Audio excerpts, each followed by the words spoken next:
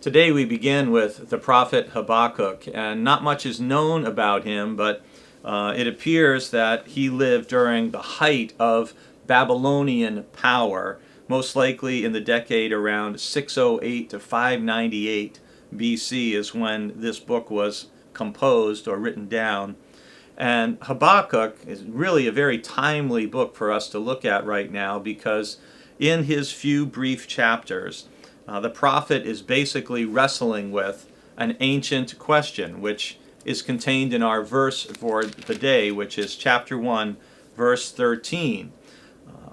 Your eyes, this is the prophet speaking to God, your eyes are too pure to behold evil, and you cannot look on wrongdoing. Why do you look on the treacherous and are silent when the wicked swallow up those more righteous than they? That's a really ancient question that is incredibly relevant, and I'll be talking about that in my sermon today.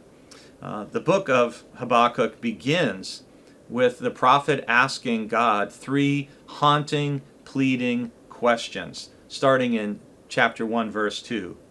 O Lord, how long shall I cry for help, and you will not listen? Or cry to you violence, and you will not save? Why do you make me see wrongdoing and look at trouble?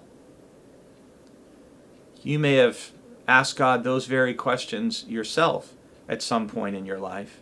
Some of you may be asking them even today.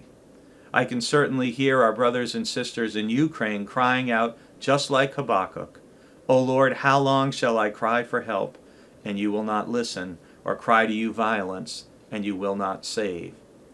And the book of Habakkuk unfolds, it's a conversation, it's a dialogue, if you will, between the prophet and God. So it begins with, at first, Habakkuk expressing these questions and complaining to God. And then in chapter 1, verses 5 to 11, the Lord replies. And part of what Habakkuk is complaining about is he's living during the period of the reforms of good King Josiah, where the people have rediscovered God's law. And even with a good king and the discovery of God's law, God's people are not living by God's commandments. There's still all kinds of corruption and greed, and the poor are being abused and not being helped or taken care of. And so God replies in chapter 1 and verses 5 through 11, oh, I'm hearing, I'm seeing, but the answer that Habakkuk gets is not what he expects.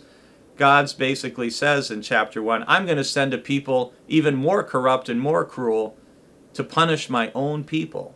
The Babylonians are going to come. With chapter 1, we begin with these difficult questions. How do we believe in a just God in an unjust world? And where is God when the wicked swallow up those more righteous than they? We'll be examining these themes throughout this week.